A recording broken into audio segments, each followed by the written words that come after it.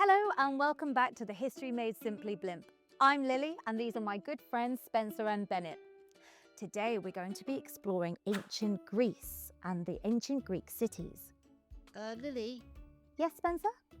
I've got a joke about ancient Greece. Go on then.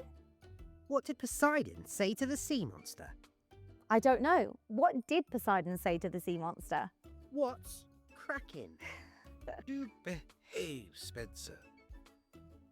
Ancient Greek cities were called city-states and they had their own government, armies and laws. They were like little individual countries, but all together in Greece. Yes, exactly. Rather than a united one country, each city-state had its own ruler and they often fought for power and territory. Guys, can you think of any city-states that you've heard of before? I know. Athens. Correct.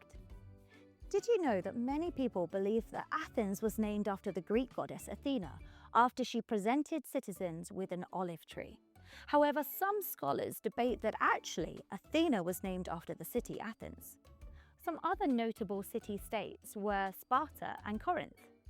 Most Greek cities had similar places of interest that we have today, such as a marketplace called an agora, where people bought food and traded goods, a temple, which was usually found on top of an acropolis, which is a high hill, as well as stadiums, gymnasiums, and even theatres. Ooh, that doesn't sound too different to what life's like nowadays. Exactly. If you look at what they did for entertainment, it was really similar to what we do today. Although, I bet there weren't many gamers. Actually, the ancient Greeks took their games very seriously. They were crucial to social life and often held at religious festivals to honour gods, or during funerals to celebrate the deceased. But it wasn't the kind of games you're thinking of, as there weren't any computers back then. These games were more like board games, like checkers or chess, and dice games for adults, whilst children would play with knucklebones, hoops, tops, and even dolls. Oh, they played games, but with balls, made out of rags, or even an inflated pig's bladder. Wow. Now let's talk about populations. A small Greek city would have roughly 5,000 to 10,000 people living in it. A big city like Athens would have around 200,000 to 350,000 people living in it. That was ginormous back then. Yes, and because of this, cities were very lively and very noisy. Can you imagine walking through the streets of Athens? What sort of sounds do you think they would have heard? Oh, I know. There would have been loud hammering from workshops. Brilliant, Bennett. They definitely would have heard traders working in their workshops.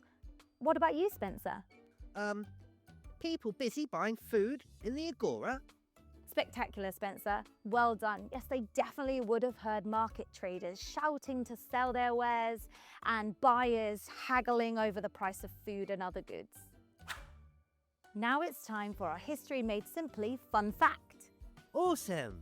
Oh, delightful. Did you know that the ancient Greeks invented the Olympics, with the first noted competition taking place in 776 BC in Olympia?